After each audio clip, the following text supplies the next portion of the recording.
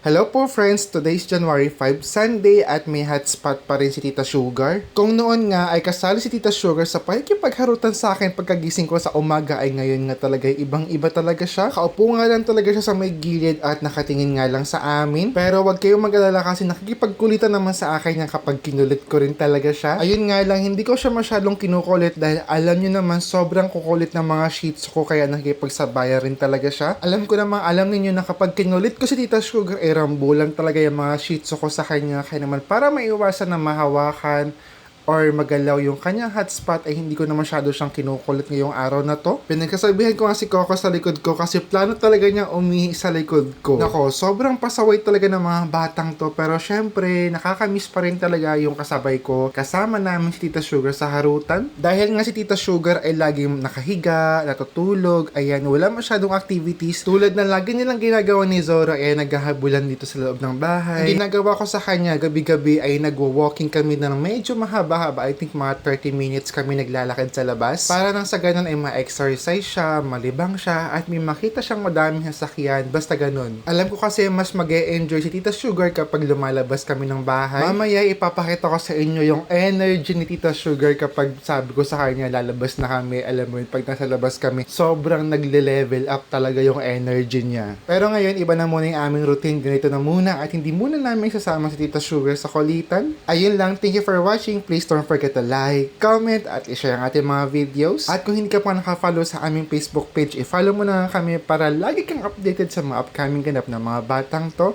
Bye-bye!